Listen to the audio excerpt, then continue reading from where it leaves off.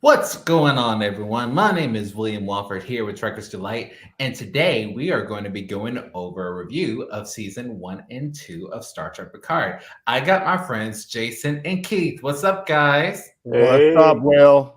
Yo, so we got our skeleton crew back on night shift. My bad, gamma shift back together. you're only saying that because Marie's not here.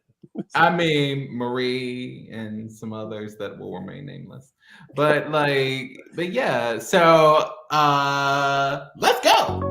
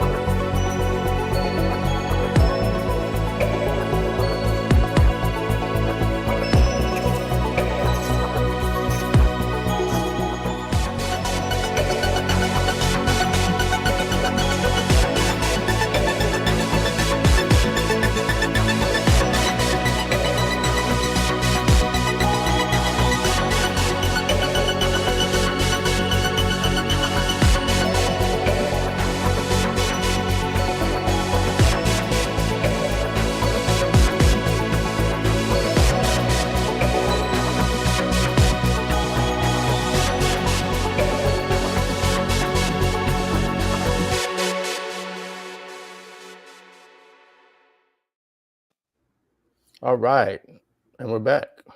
And we're back. Okay, so what Keith, you said that we had some did we have any more new news come Oh, out? oh yes, we did. Oh yes, we did. Oh, Yeah, you gotta be excited. Let's go. yeah, Oh, what's going on? we had a couple announcements this week. The first one that broke today was that Picard and Lower Decks will be available at the beginning of April internationally. So that'll be Paramount Plus International UK and across Europe will be able to have full access to Picard and Lower Decks. You mean at the Egyptians? You beginning of mean April. Egyptians have not been watching this the whole time? Yep. The Egyptians have been totally missing out. They have the ability to look at the stars before the rest of humanity, but they can't watch Star Trek. Yep. That's Japan. Japan. Oh no, I see what you're saying. Yeah, the pyramid. Yeah. Not the time, but At the time, yeah. At the time, yeah, right. So that was the one announcement made today. There was a promo put out for Paramount Plus for what you'll see this year, and it included all 5 current running Star Trek shows to air this year. So I gotta this say, I year. gotta stop you there. That just sounds like maybe it's nerdish to me. That sounds completely fucking exciting to hear you say all 5 all 5 Star Trek shows this is in 1 historical. year. In 1 year. Like this did not happen in the 90s or the No, 80s. It just did not happen. Just if they only do 10 episodes per season, that's 50 weeks. That's the whole year. What else? And you and I both know Prodigy is going to go on longer than that. Well, Yes. unless they do another part 1 and part Well, 2. yeah, it's going to be a 10. Because It's before going to it be a took, part 1, part 2. when did TOS come out? 60s, 1966, 60s. September 8th, 1966. 60s, and then TNG came out 89, 89, and then 87. 87. and then DS9 came out, and then Voyager Yeah. came out, and And then then Enterprise. Enterprise came out. So that's like 40 years for 5 series. Well, Now you're okay. doing it in 1 year. I mean, 66 it's beautiful. It's beautiful. Yeah, 66 to 69, you only had those 3 seasons of the original series. 72 Right. to 73, you got the 22 episodes of the animated series. I forgot 87 about that. till 93, you only had Next Generation running. Yes. And then from 93 to 95, you had first 2 seasons of Deep Space Nine and the last 2 seasons of Next Gen. Next Gen ended. Then we got Voyager coming in 6 months later. And then you had the rest Enterprise. of Deep Space Nine running as Voyager at the same time. Then Deep Well, Space so Nine I guess that's 5. I guess that's 5. If you add the animated series, that's Yeah. 5 series. and then Voyager ended in spring 2001. Enterprise started fall 2001 and ran for 4 seasons up to 2005. And then nothing until 2017 when Discovery came out. as far And as now- shows go. What as far as they're shows go. obviously doing is because Star Wars has so many series coming out. Well, Oh, now they are. they're trying to catch up. Is what they're Yeah. trying to do. They're trying to catch Yeah. up to us, but Yes. they can't, No, and they know they This, can't. this is a case of no. This is the Marvel effect. This is the Marvel effect. Yes. Yes. Marvel has done such an incredible job at crafting their cinematic universe that everyone has been trying to catch up. And the only IP that has successfully done it is Star Trek. Yeah. DC has tried and failed. Universal has tried and failed with their Dark Universe. There's still Sony is trying to do it with their Spider-Man universe, but look what they've done with that. Morbius. First of all, I know we're talking about Star Trek, but Marvel is very successful. Yes. But Yes. at this point, to watch Marvel, you have to have a PhD in temporal mechanics You and do. fucking and You guys have been around the quantum- last 10 Especially years. with Quantumania coming quantum up. physics and multiverse theory and like all the you have to it's like come on. Can we just have people in suits catching guys robbing banks and then I mean, and like I don't you need like a bunch of PhDs and to understand temporal mechanics just to watch Star Trek? No. But that's no, the thing about I Star Trek. You mean- don't need that. It works, but you don't need you don't that. need it. You have to be you just have to connect the dots, you know, Yeah. with I mean- dilithium crystal I told and I tell anyone if you cannot handle Star Trek, you need to just stick with reality television because it takes a special mindset. Why would you torture them like that? Because it's Star Trek- true. I think Star Trek's not that the physics is not that hard. It's I mean, honestly, the people I've shown it to, they didn't know what they were looking at. It's easy. It's like, okay, we beam them up from here to there. Most people would be like 75% of people would be like, okay, they went from here to there. There's a few of us that are like, how And they dead? And they dead? That's us.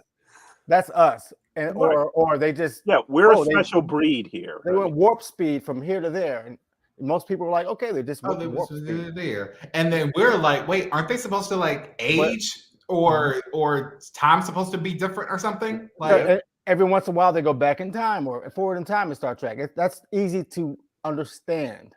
Yeah. But in Marvel, it's like, there's like 35 universes, and this guy's that guy, but that guy isn't this guy, and this guy went over there. The only reason I understand Marvel at all is because I've been raised with Star Trek. Like that's the only Yeah, me.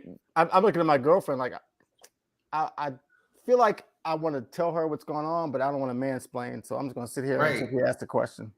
I feel like the audience that I would try to show this to don't really understand science. They understand pop culture references, like when Tom Holland's Spider-Man made the aliens connection when he went on what was it, Infinity War? Yeah, like hey, have you seen Alien? And he said no more pop culture references. Well, that kind of gives you a hint as to what kind of audience is watching this, Whereas the rest of us, we're just like, yeah. No, that actually gave you a hint into who he was as a character because a lot of his pop culture references were sci-fi. Right. And he always referred to him as this really old movie. Right. Because it had to point out how young he is. I mean, but that's like us. Annoyingly young than you are, William. That's like that's fine. That's fine. That's okay with me because as long as I stay looking 22, I'm okay. Like he's 21 or something right now, and he played as a 14-year-old. Because that's him. Right. That's how they do. That's how they do. Oh yeah. That's like me talking about Casablanca. It's like that old ass movie, but I love Casablanca. I actually didn't like that. Actually, did not like that movie. I don't like that movie. It's some people's favorite. I've seen it twice. It just bores me. I just don't like it. I watched it just for the historical context of it. Yeah, that's it. Fine. It's a good movie. It's classic Bogart. And it's great. Right. Claude Rains is fantastic, and Right. Anyway, overall it's great. Jean-Luc Picard. Yes. Let's get okay. on track. So now, so that's the second thing. Third thing, Matt Shankman. Mm-hmm. He had directed WandaVision. the first of the new Marvel series. Yes. He was hired to direct Star Trek 4, the fourth movie in the Kelvin universe. Wait, so they're actually doing it this time? No. They will do it at some point. Okay, he was hired, and then Marvel said, "No, wait a minute. We really like what you did with WandaVision. We need you to come do Fantastic Four." So this happened like 6 months ago, where he had to step away, and so we lost what was our then third director for Star Trek 4. Because first it was S.J. Clarkson, then it was Noah Hawley, and now it's Matt Shakman. I heard for a time it was the guy. Who was the guy who did Pulp Fiction? Quentin Tarantino. He was on the list. Well, no, Tarantino had his own Star Trek movie that he's pitching. Oh, his own. Yes. This is a Tarantino universe. No. Tarantino had his own different one, which is basically, he wanted to do a Kelvin universe based off of the episode A Piece of the Action from original series, The Gangster Planet. Oh, yeah. And so the script is written. He wants to direct it, but he has this rule that he was only going to direct 10 movies, and he's done 9 now. So he's trying to decide if he wants to make Star Trek his 10th. Well, that's stupid.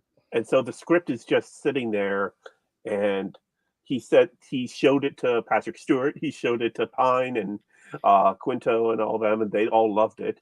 And Patrick Stewart said, "I'm jealous. I'd love to be in this, and unfortunately, it's not my crew." But that's a good ending to end your career on a Star Trek movie. Yeah. Well, I don't care if you did Bridges of Madison County. No, the rumor is he's now moving forward with Kill Bill 3 to be his final movie. Well, I guess people want that. I mean, I guess, but it's been they killed Bill. They killed him.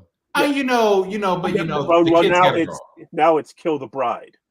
It's now the daughter of Vivica Fox's character searching to try to. I was gonna say, the kids are growing up at this point, and she said, if you still feel raw about it. First of all, when I saw Kill Bill 1, I thought it was fucking phenomenal. The director's choice of the cinematic view that we saw from scene to scene, I thought it was great, and it was like you could understand how he took this from that, he took this from that, he took this from that.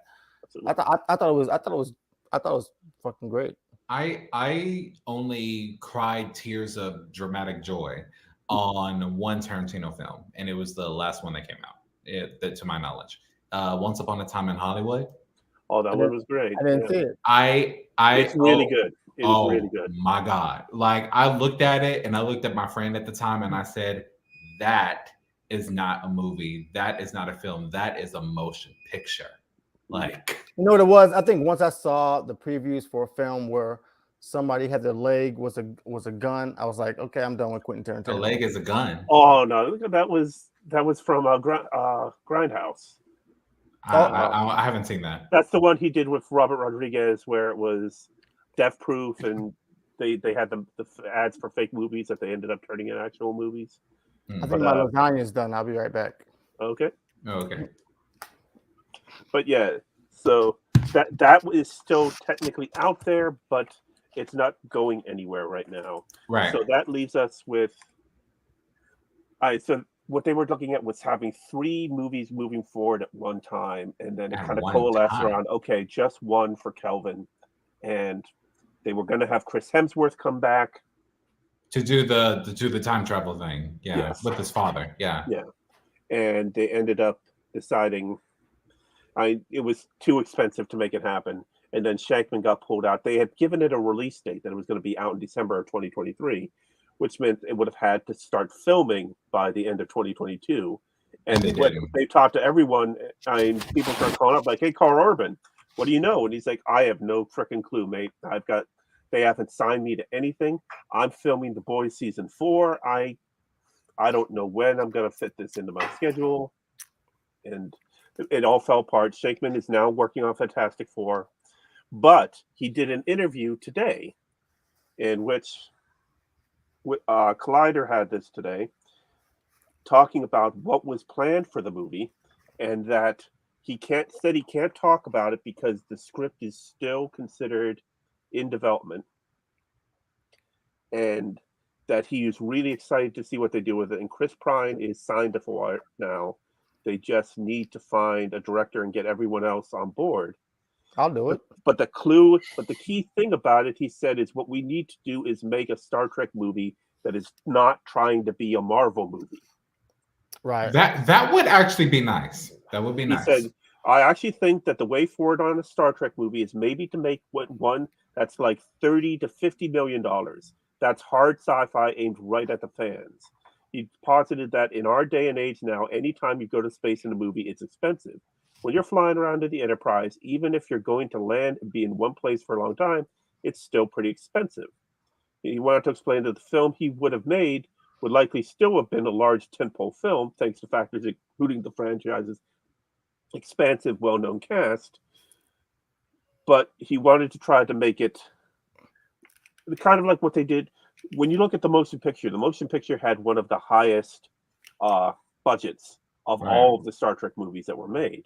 Right. Star Trek II: The Wrath of Khan had one of the lowest.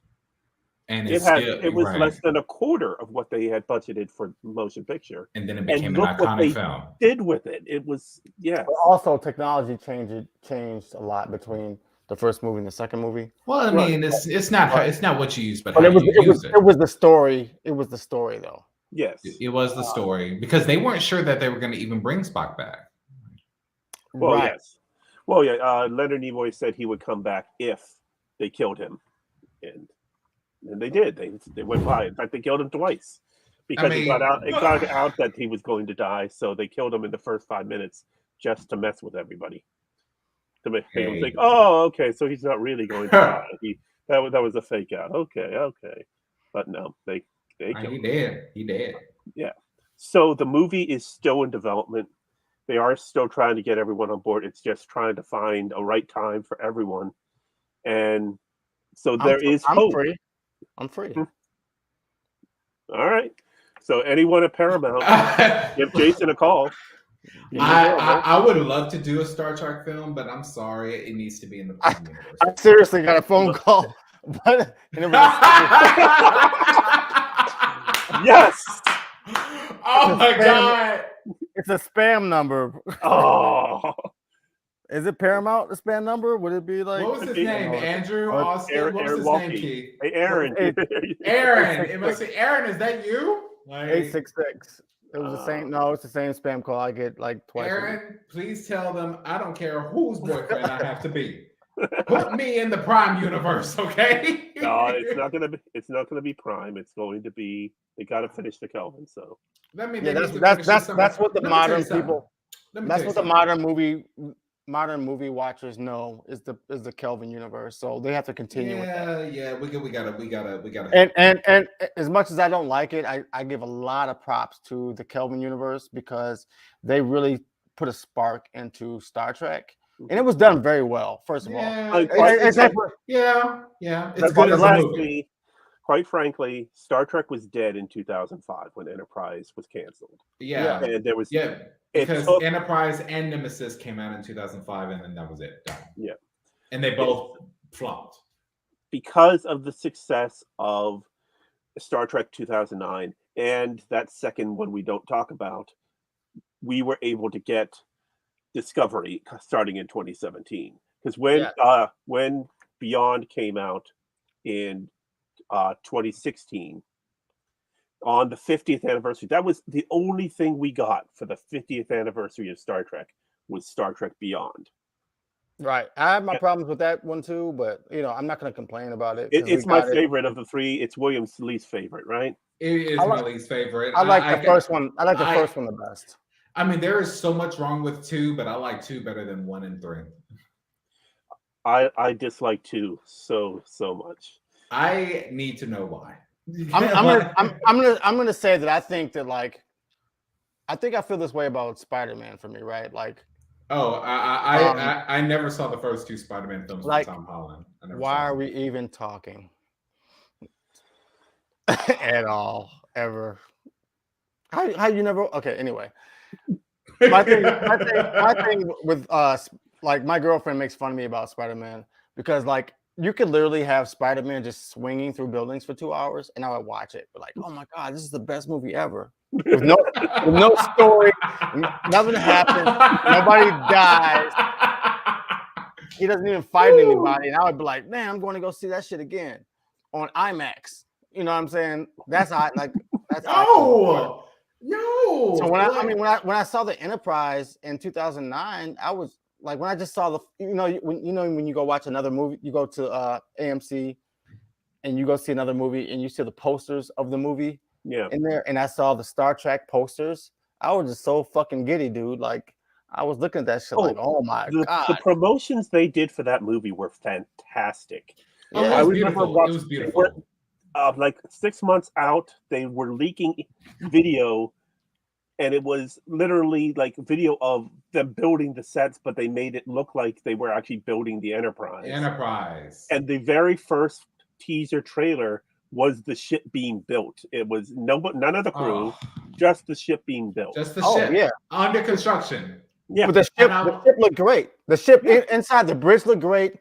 The rehash, the reformat of how the bridges should actually looked freaking fantastic to me. Like, exactly. All of it did. The only thing that's crazy is when they give the dimensions of the ship and you realize it's 10 times larger than the ship that was in the original. It's the same size as the Sovereign class. Yeah, and I'm sitting here going like, hold up. And I didn't realize that until Into Darkness, how big the ship was. Well, just one other thing. Hold on, let me grab something.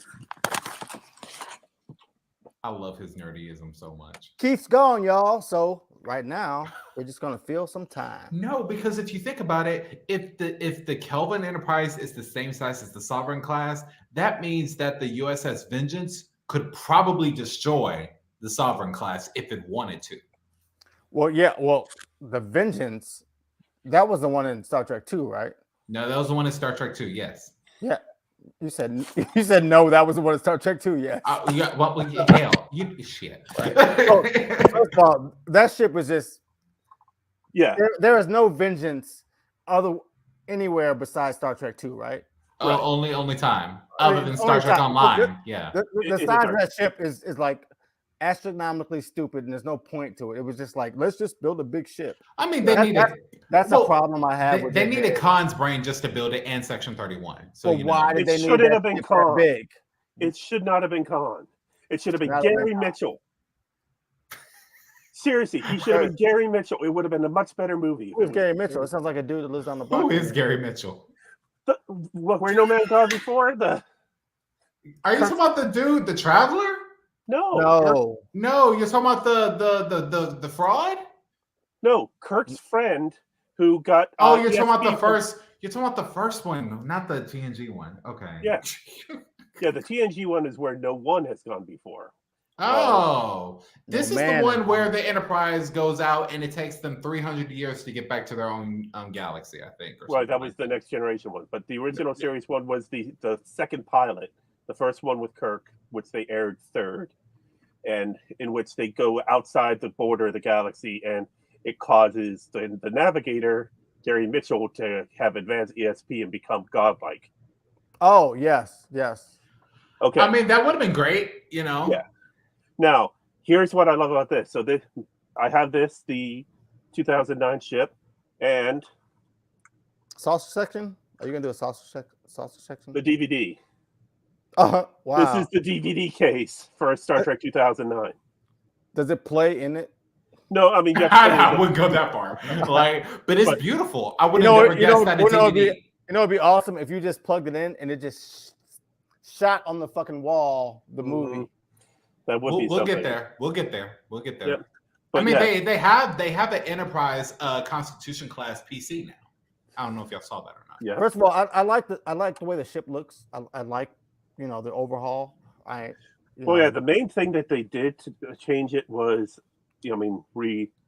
different styling of the engine. The nacelles are closer together.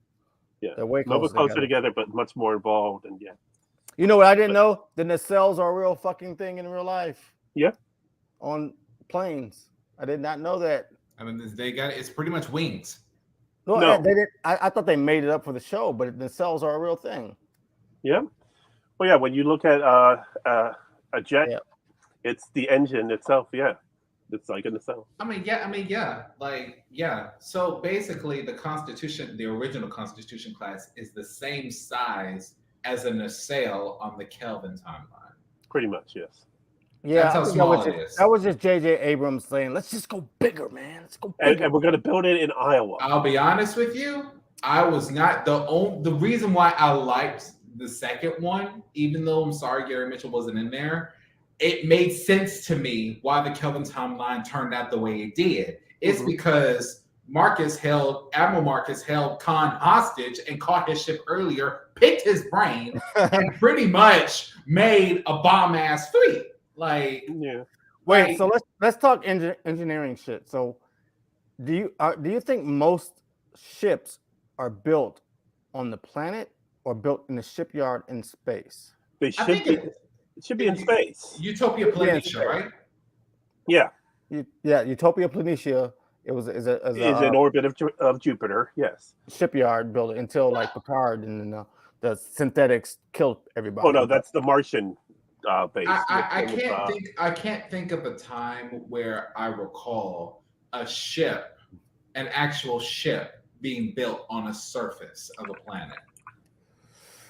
Yeah, but wouldn't it make it easier if they could just if all of them could just leave the planet? Why not build them on Earth? Why build them? Because even the NX-01 in Enterprise was built in orbit. Yeah. I mean, if you think about it, something has to prop some of these things up, like because the saucer section of the Constitution class will just make the thing dip, wouldn't it? Well, you can always build something to hold it up. That's the least of their problems. But no, the number one problem you have with anything built on Earth is getting it off Earth. The gravity of Earth is the hardest thing that you'd have to fight against when launching the ship. So if you build it in orbit, you've already solved that problem. But I feel like most of these ships, excluding Voyager, right? Because Voyager was made to land. Yeah, it was built to land. Yes, it was made to land, so obviously it was made to take off. You're right. The other ships, we don't know if they're made to land or if they can take off on order. The Enterprise was supposed to land, but they couldn't do it in the budget. So I didn't think so. But in the 2009 previews, the ones that Keith spoke about, where we saw the under construction teaser. Yes, that's the closest. And then, of course, in one of the early shots, we see a young James T. Kirk see the Enterprise. Yeah, before he joined Starfleet, you see him on his motorcycle riding past. First of all, the whole idea of how he became captain was the stupidest shit I've ever heard by freaking. Yep. Well, I mean, he wasn't supposed to become captain that way. You don't become captain of anything without understanding how a system works.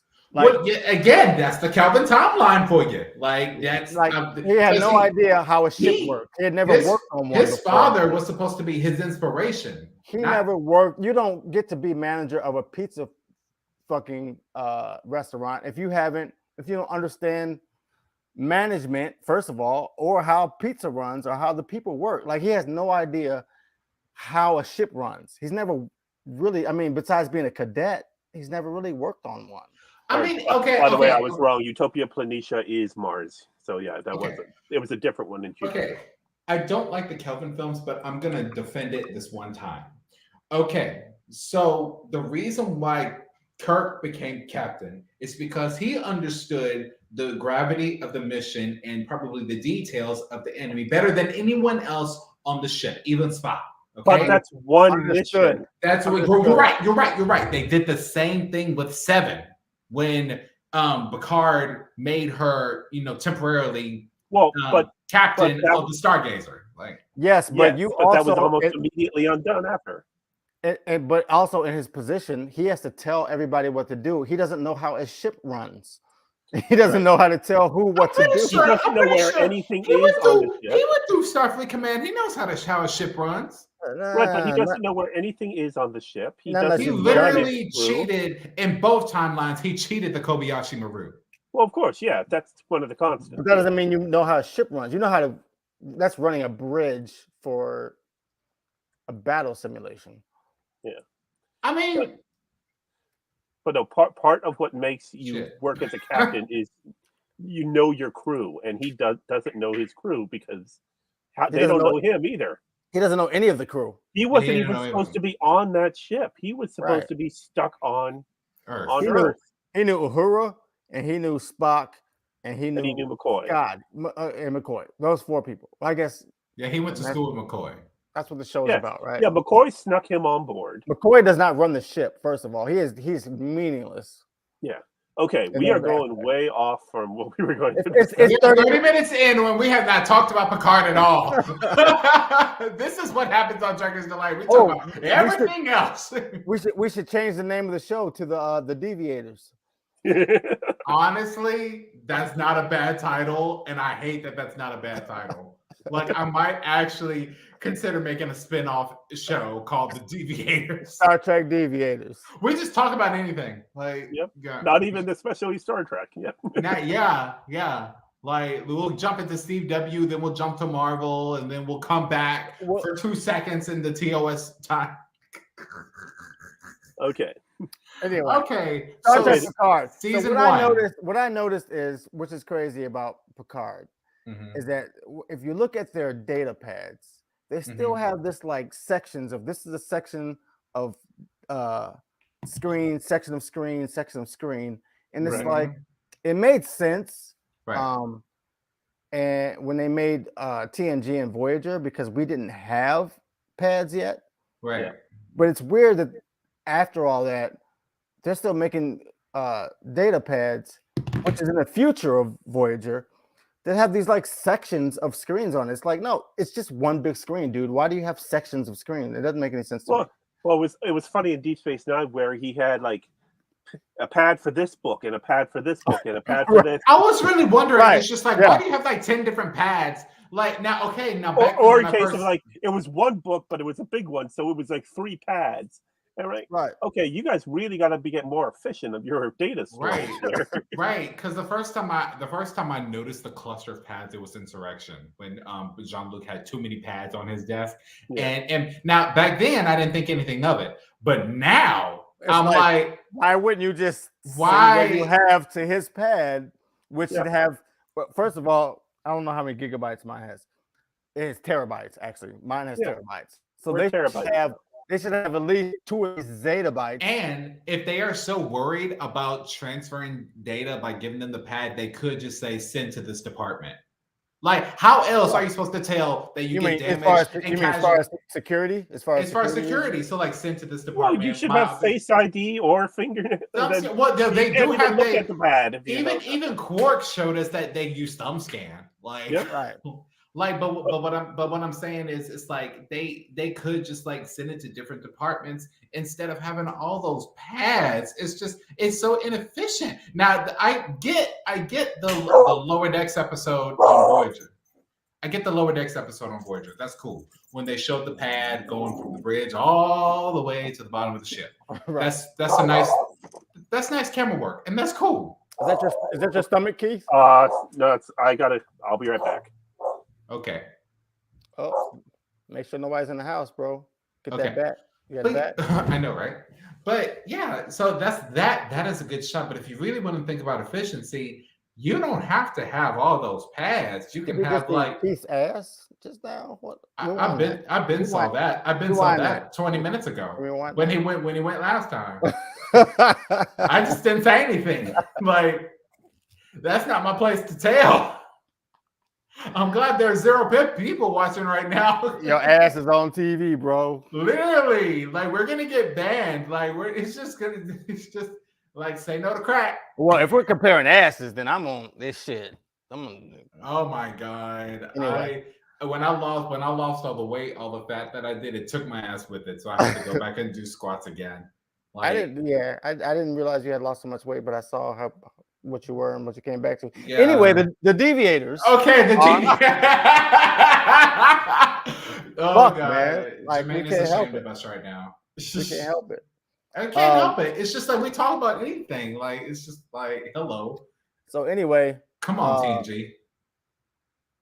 Oh, like is that Starfleet issue? That's gotta be. Did you just put that on, or did I didn't notice that? I gotta ask him. Keith, bro, did you just put that on? Did you just put that hoodie on, or not the hoodie? That vest on that you're wearing? Did you just put it on? No, I've had it on this whole time. Is it We Starfleet didn't- issue? we No. just know. We just know. Then why? What? It's because it's Uh, giving TNG. yes, it's a legendary basketball line. I can't remember that, but when I saw it, it looked like Star Trek for me, so I bought it. And Yeah, then, of course. Anything Star Trek, right? Oh, so it's not Star Trek, but It's it not looks Star like Trek at all, but it looked like it. So Close bought enough. it. Close enough. And you Yep. put a badge on it. Okay. That could be a new Okay. thing we say. That could Okay. be- we can say, Okay. put a badge on it, bitch. Team Deviators. Let's talk about season 1 of Picard. Finally. Okay. Well, okay. Well, real quick before we get into it, last bit of news. Last bit of news. Okay, the last thing was they released more image. Since we last talked, they released the full crew, a bridge crew of The photos. I saw the photos. Yeah, first there was the pictures of the rest of the bridge crew of the Titan, including the captain, Liam Nelson. Was that him? Liam Neeson?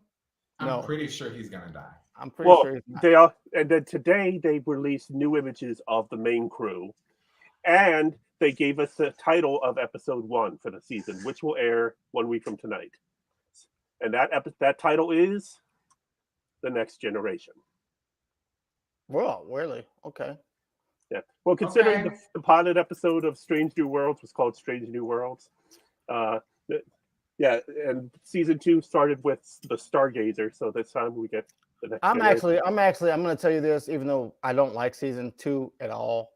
I like season 1. Okay, I'm actually pretty excited for season 3. I just want to see what they do with it. You know, They said that it was the ending they've been waiting for. Every review that's come out so far has been glowing, and they've been in the reviews were people that watched the entire season. Were Keith, last year were the reviews glowing? Yes, but they were based on having only watched the first 3 episodes of the season.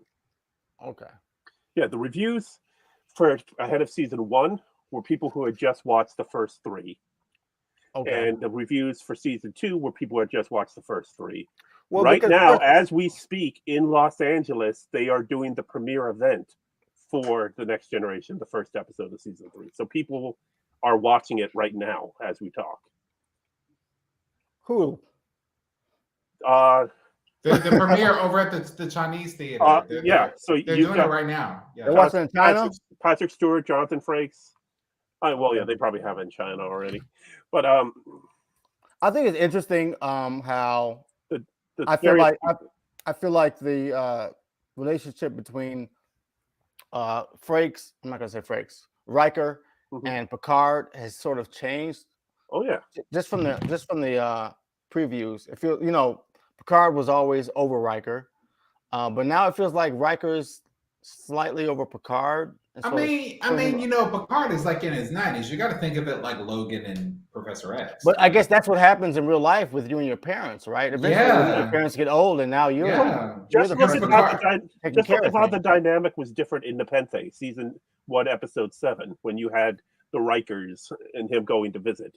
They were more like brothers, whereas on the show they were more like father-son. Yes. And they're more like brothers. And you had Troy willing to actually, get mad at Jean-Luc because she was. Because it's like we will work together because we love you. And if you think about it, they kind of showed that relationship in All Good Things in the futuristic alternate version. They showed that relationship. Like they treated Picard the way they treated him. Like, hey, we love you. We'll do this for you, but you ain't gonna talk to us. What's with all these people that when they come to Earth, they live in the country? It's like Picard goes and lives in the country. Even Kirk, when he goes into the Nexus, he's living in the country.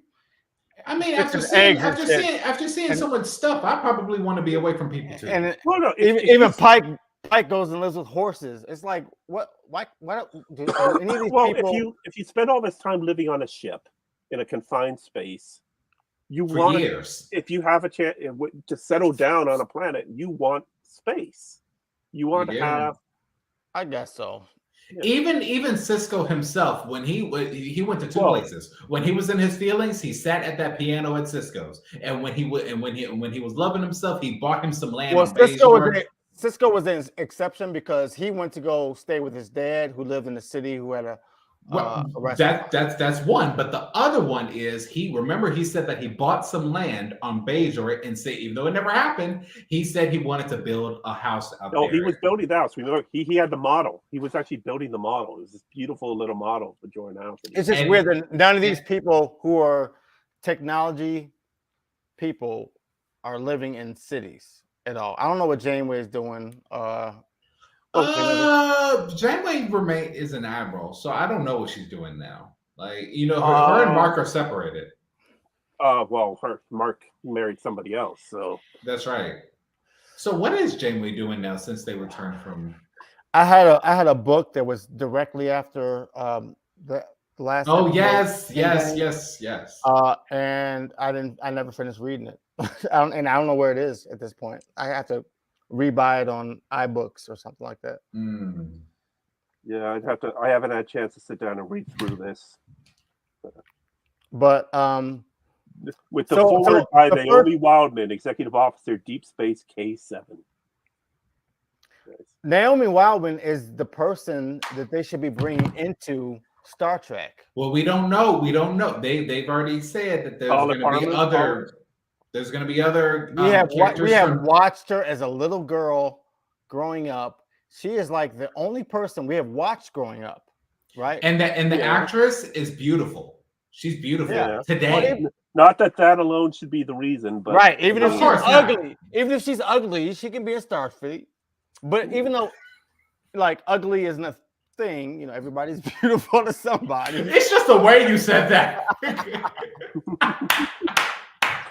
Oh, Maria's Maria's gonna lose her shit when she sees this. How about I say, even if she looks like Keith? How about that? Anyway, so back to this.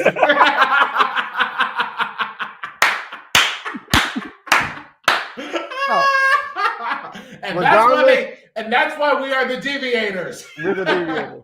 Regardless of how she looks, I think she'd be great. Asset to the franchise. Okay. So what happened? What happened? We know you found it, Keith. No, I didn't find it yet. He was playing with space. No. That's a book. What is up there? Now I want to know what's up there because you put like 8 things up there right now. It must be a whole shelf. I think it's a shelf. Oh yeah, I have a shelf above me here. So I've got. Let's see. Those listening. These are get my notes for a book I'm writing called How to Fold Towels. If you pull an umbrella out of there, I'm gonna fucking. Andy for President, which this is like watching Mary. This is like watching Mary Poppins pull shit out of her bag. Constitution of the United States. Wait! The actual Constitution of the United States. Well, one copy. Okay. Not the Federation, not the Federation, but the United States.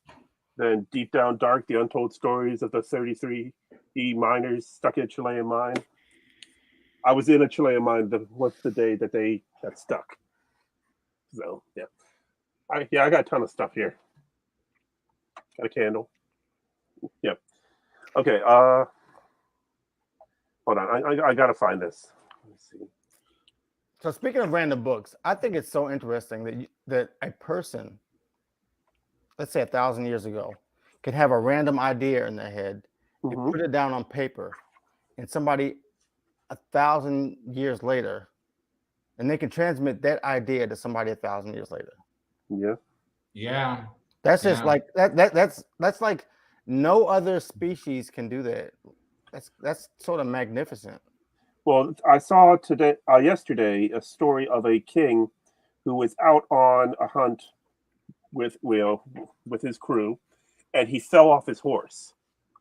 And was this Game of Thrones? No, this was real life. Okay. He fell off his horse, and he said, "Please tell me that the historian did not see me fall off the horse." Right. And not only did the historian see him, he made sure he wrote it down in detail. And wrote down what he said.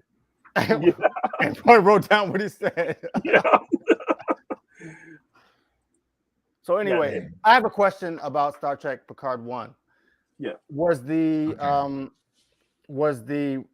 Borg cube in Romulan space? I mean, they captured it and they brought it there. Yeah, it made its way into Romulan space. It captured a Tal Shiar vessel and assimilated it, and that's what caused the breakdown. Because on that ship was they pulled an Icheb. No, well, not necessarily, but yeah, it was. You had the oh shoot, I'm blanking on her name. The one woman that was the Zhat Vash, and because she had seen the ammunition being assimilated by the Borg, caused a complete mental break, which caused the cube to break down and completely disconnect from the collective. But how did they take control when their whole fucking society was pretty much destroyed? I mean, once you're separated from the collective, you're pretty much done. Like I'm saying, like, how did they take control of the cube? How did the Klingons and the Federation not rush into Romulan borders and not take control of that cube? Well, I mean, because it was the Romulans that baited them in the first place. Well, it was still Romulan space, even though it was under the control of the Romulan Free State rather than the Empire. Yeah, because they basically took ownership, and there was a treaty on it. But okay, I have the answer. I have found myself a place on the Irish coast in County Clare, a fine old Georgian country house with plenty of bedrooms and a roaring fire, which you can tuck up warm, as the locals say, after a day walking along the wild Atlantic Way. So yes, even Janeway finds her place in the country when she returns to Earth. Oh wow! Specifically on the coast, on the Irish coast, yes, in County Clare. It's a beautiful area. Oh, my thing is, when the Romulan Empire crumbled, yes, I figure that the Klingons would have rushed in and took over whatever. Are you saying this because of what happened in All Good Things? I'm saying this because of who Klingons are, and the fact that the Klingons are on the border of the Romulans, and so are the Federation on different borders. I'm saying that I don't see any way that the Romulans would have had control of that cube. Well, politically, you got to think about Klingons though, and what's in their nature. They're not really gonna conquer a species that's not worthy of battle. And plus, also the secretive nature of the Romulans. How did that information get out about the artifact? Did you find out about it from the Romulans going, "Hey, look what we got"? Even Picard didn't know. No, Picard knew. Well, I mean, because I thought he didn't know, because as soon as he stepped on the cube, his PTSD came swooping back. Right. No, but when they got Avatar popcorn. Okay, how was it? The movie. It was decent. It was good. Okay, I'll get around to it eventually. Yeah. But no, when they had found Bruce Maddox on Free Cloud and brought him back and asked where is the sister, and he said Soji, she's on the artifact, and he said the reclaimed Borg cube. So he knew all about it. It's just he had no desire to go to it, but now of course he knew he had to. He had to confront his demons. I would think the Federation would have been all over that fucking Borg cube. They were. That's the Borg Reclamation Project was a Federation project.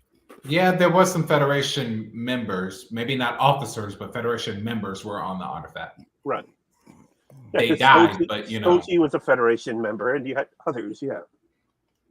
But yeah, when Hugh, as head of the Reclamation Project, tried to take the cube back. They did Hugh so damn dirty. They did him dirty.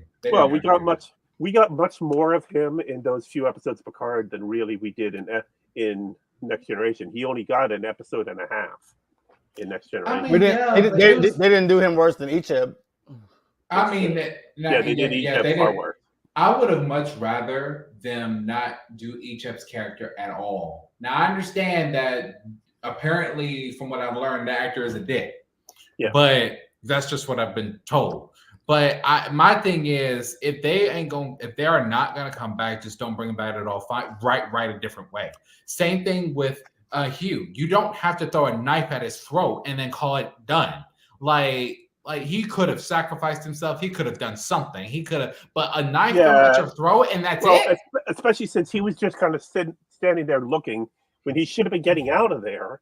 Right. And she threw the knife on the side, like without looking. And that's it. And I know that's my most hated moment of season 1. I'm like, I agree with you in that. That was pretty stupid. It was just as pointless and stupid as Tasha Yar's death. The way they did it.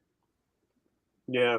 Suddenly, out of nowhere, meaningless. Like, I don't know. Tasha Yar's death was more.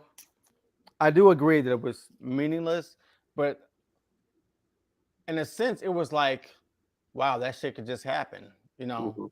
yeah, It's kind of like everybody's not safe, even though it was, and behind the scenes it was for different reasons. But in the script, it's kind of like, that shit could happen. Geordi could just die. He could. Hell, they all died a couple What times. what if Geordi tried to roll under that door and didn't make it? Yeah. Yeah, how many times did he roll under that engineering door? And in TNG, Generations, hell, I just love the one time he did it, and then he went into Valine and posted. I think Generations, yeah, because I'm sitting here going like, you worked on that one, didn't you? They should have did Indiana Jones, and his visor should have fell off, and he should have had to reach back and grab it right beforehand. Oh yeah, that would have been that would have been good. See, this is why I don't understand why they don't ask me my input on these movies when they make them. Well, okay. In these TV shows, I don't get it. Because I've said, look. The reason why I'm not as mad, I'm pissed, but I'm not like enraged like at season 1 and 2 is because there is no Trek writer that will ever write a Star Trek episode as good as what us Trek fans, Trekkies and Trekkers would make it. We know authentically what's going on. Half of these people never even heard of Star Trek that are on the show right now. Well, I say that I hear you and I agree with you, but I do always say, like, when I watch Lower Decks, I'm relieved because I feel like when I watch it that the writers do know what Star Trek is. Yes, they definitely do. Yeah, they know. They know. I don't say that when I watch other Star Treks at all. But the fact that it's a cartoon, it could easily be like dismissed. It's like not important, but it's not. It is actually important to them because I can see that they know. Oh, you guys do know Star Trek. I get it. I feel like, definitely with Lower Decks, they all get it. Prodigy, I feel they do that as well.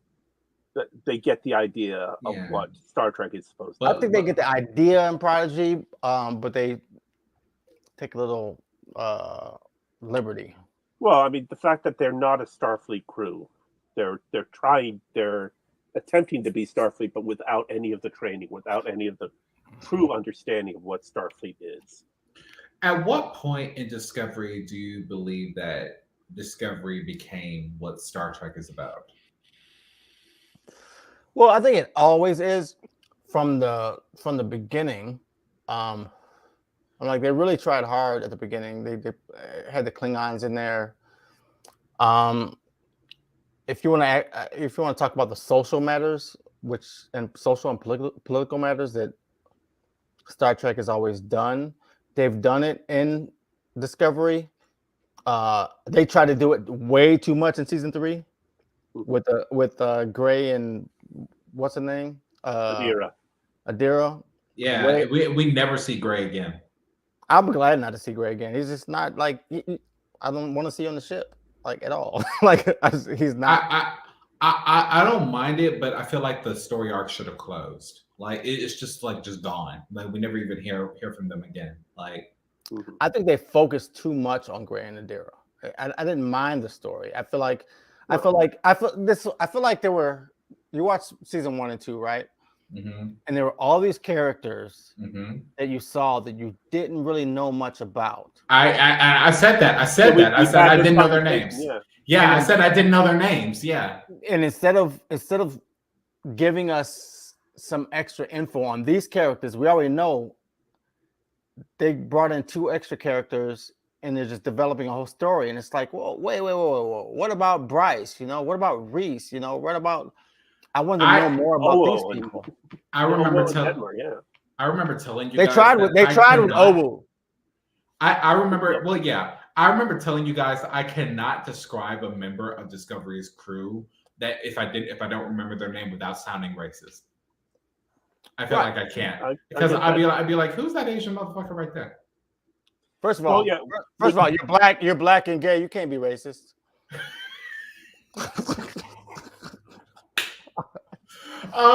Hey, what's that colorless motherfucker over there? The trans one? No, the one with the two people in it. No, You the can't be racist. non-binary. Like I can try. No, I got you. I got you, Okay. though, man. Like I don't want to sound transphobic when I feel like I sound transphobic when I talk about Gray and Nadira. That's why I said the colorless motherfucker.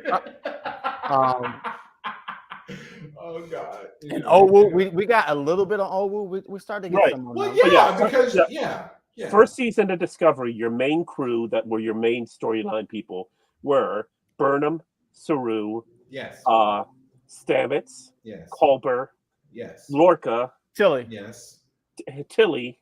yeah, And then you had a Tilly. back and forth, and then Tyler and Giorgio. Yes. And Giorgio was barely, because she was good. She was dead for half the season. But we had all these other people on the bridge that were like, hey, let's know a little more about them, you know? Yeah. So, but I mean, Star Trek has always had other people on the bridge. Like Next Generation, how many different other people they had at con that may have had names. Actually, when I go back and I watch TNG, there are characters where I'm like, I wish this character would have had more to do. Yeah. Well, the closest person they did that with, from what I've learned recently, was Orion. He was that extra, and they just said, "Hey, let's just give him this," and then all of a sudden they inadvertently created an arc for Orion. There was a black girl that was on Helm. Yeah, she did like 17 episodes. Yeah. Well, no, there were a couple, and one was in it for much longer than 17 episodes. Yeah.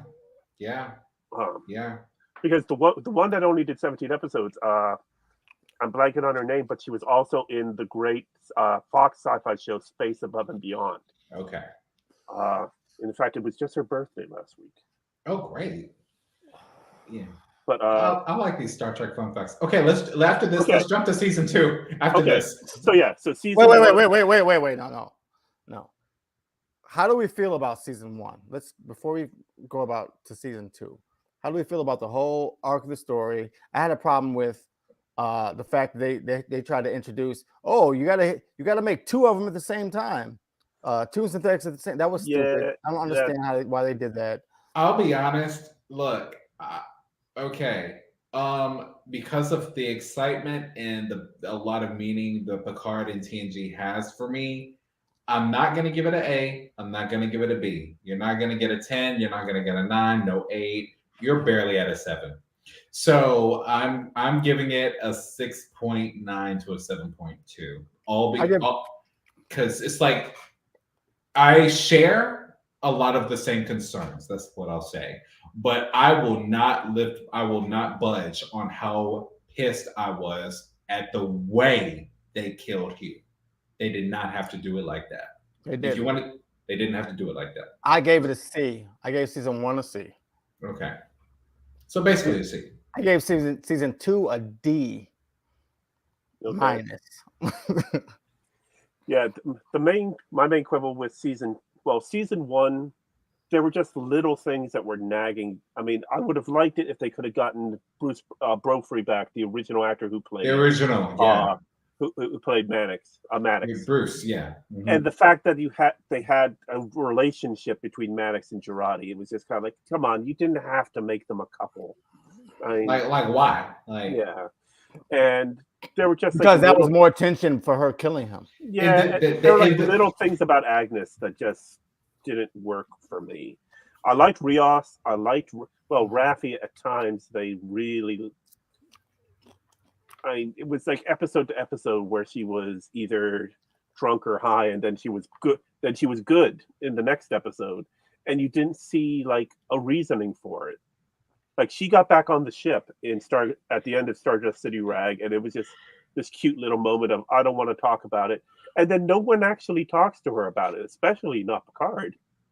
And yet then the next episode they're getting her drunk off her ass to come out and get her friend on this other ship to, we need credentials to get Picard on the artifact.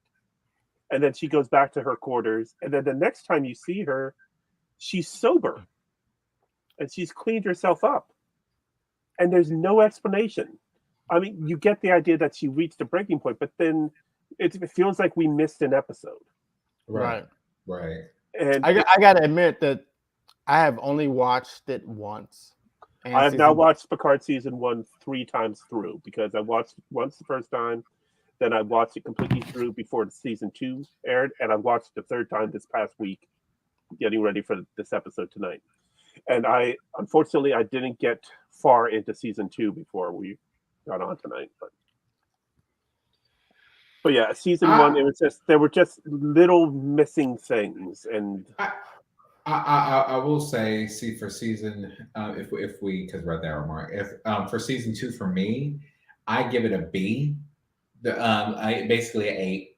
The reason being is because, and it's not because she passed away. I kept my same feelings about the Borg Queen even while she was living. What was her name? Annie Wershing. So I had no problem with the way the Borg Queen was portrayed. None. Yeah. I was skeptic and I was nervous, but when I saw the way they did it and the way how they gave her personality, basically Vulcan Monmel style, basically a little bit of Girardi, a little bit of Borg, and then boom, that happens.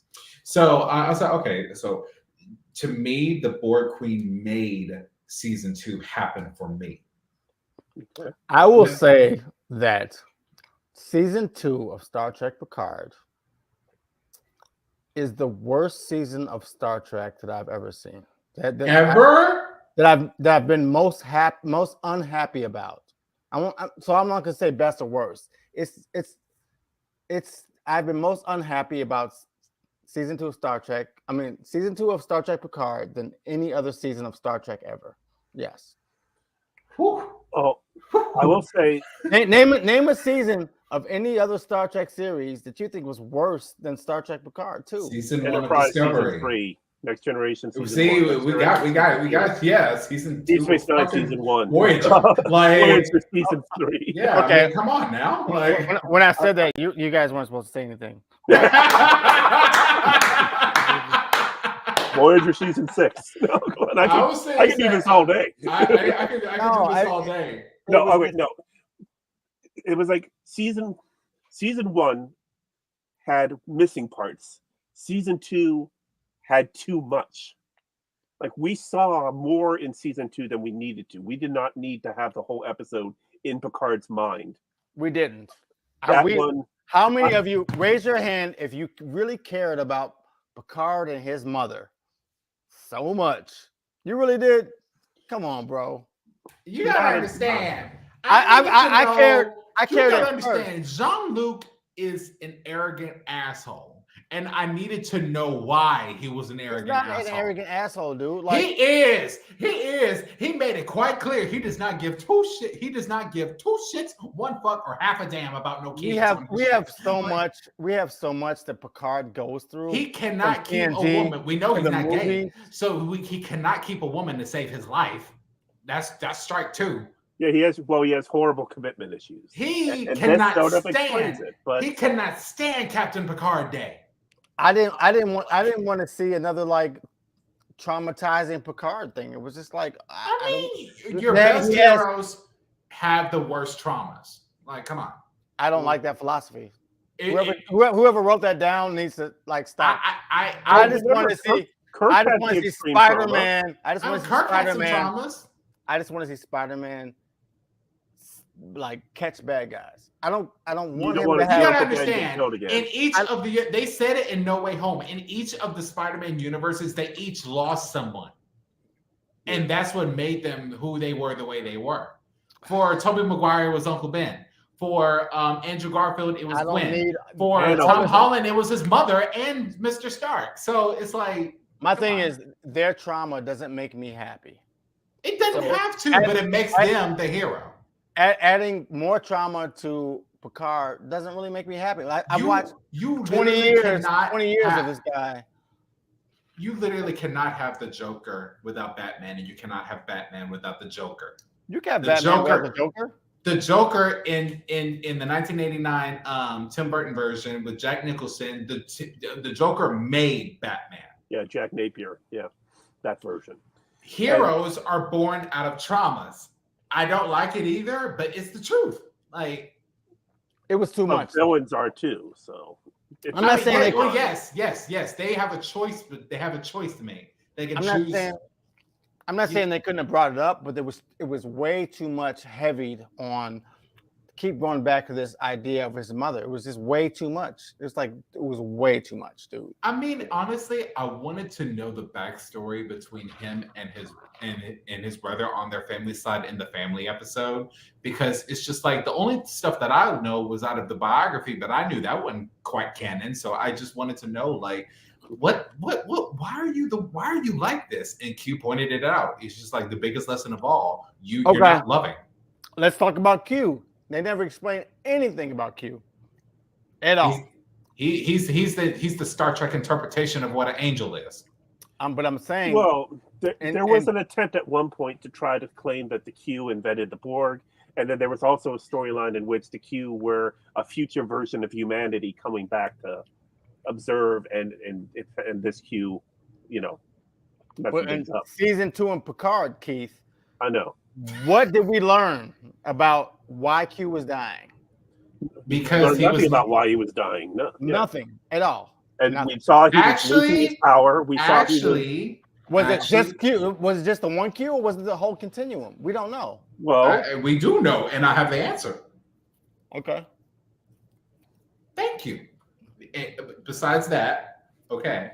So Q never said that he just found out he was dying. He always knew he was dying. He always knew. That's why. Well, no. You got to work. You got to follow me here. Okay. Okay. Now, I will argue that Q knew that he was meeting the Q died. Okay, we've learned that in Voyager. Okay. So what Q died? I mean, they had the Civil War. I mean, there was like you can't. Well, a Q bullet can kill another Q. No, but I don't know. The Q died though. No, they had introduced in Next Generation, and then they followed up with Death Wish, and when the Q first showed up in Voyager, that you could give up your powers and then can die. Yes. And but a Quinn, as he became, when he was Q, he had wanted to die, and the continuum considered that wouldn't let actually insane. So it was introduced the idea that they were invincible, and Right. Okay, so that Q died. Okay, I understand. So Picard asked this question. It was pretty much the conversation we've been waiting for from All Good Things. So Picard said, "Why me?" He was like, "Finish the question. Why me? For over 30 years, why me?"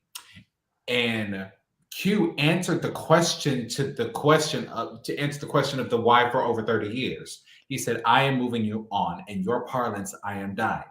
That means that from the time of encounter at Farpoint, Q was conscious of his mortality. He wasn't necessarily dying, but he was conscious of his mortality, which is why he latched onto Picard, because he sensed that Picard was the closest thing that he would get to a friend. That's why Q was losing his mind. Notice that this Q had to be put in check in the TNG era. He was so rowdy. If you found out that you were dying and you had all these powers, wouldn't you be going rowdy, looking off half-cocked and stuff? I think you're reaching, but hold on. I'm almost there. So they put him in check. Yeah, he gets with other Q. He has a son. Yada yada this, yada yada that. But he always sticks with Picard. He doesn't bother Cisco anymore after getting sucker punched.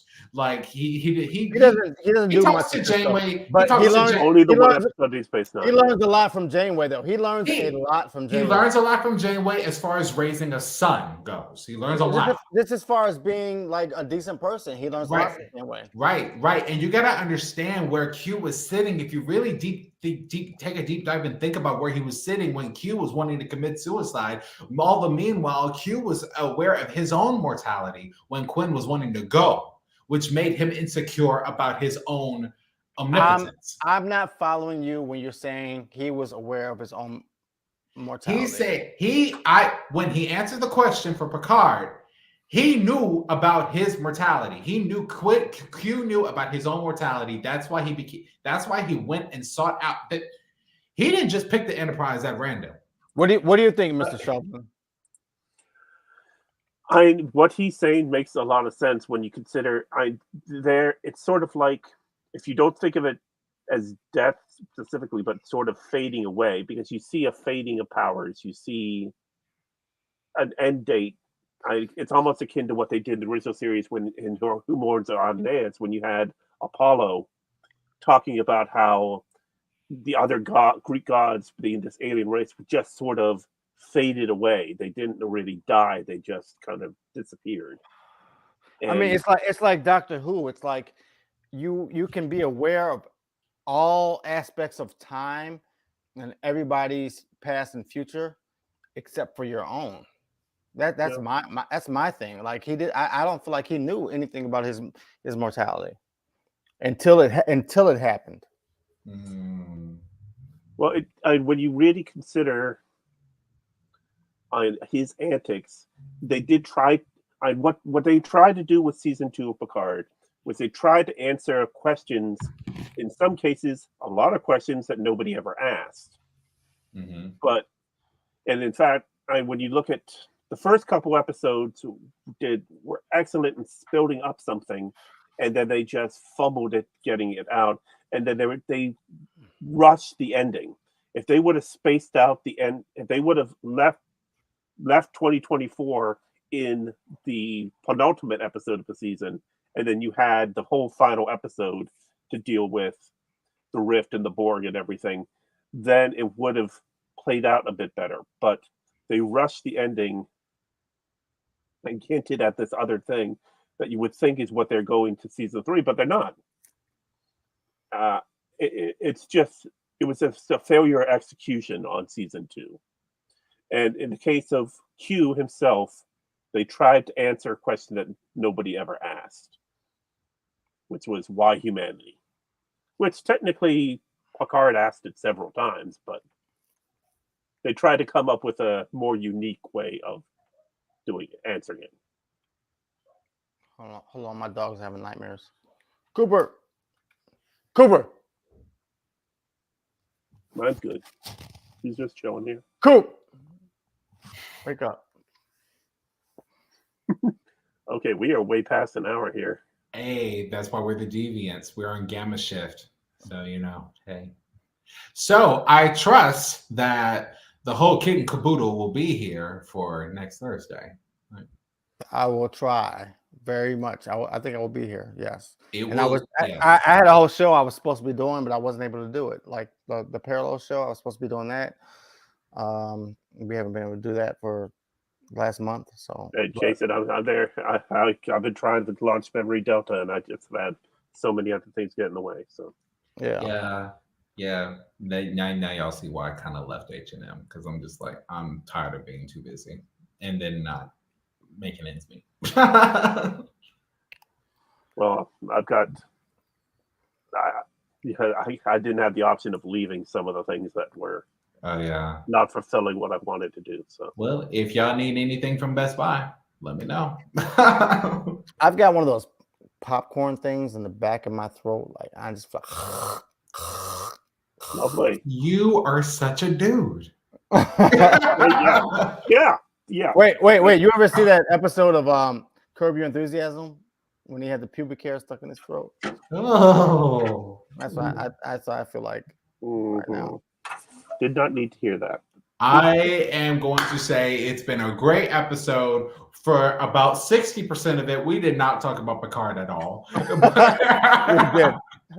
But it's all good. Just like and share the podcast. Leave your comments below. Feel free to tell us. Way to host a show, William, that doesn't have anything to do with the show. William, comment about anything we said, not just your thoughts on seasons 1 and 2 of Picard. Share this with your friends. Make sure you subscribe to the channel so make sure you catch up with us. And we come back next week to review season 3, episode 1, The Next Generation of Star Trek Picard.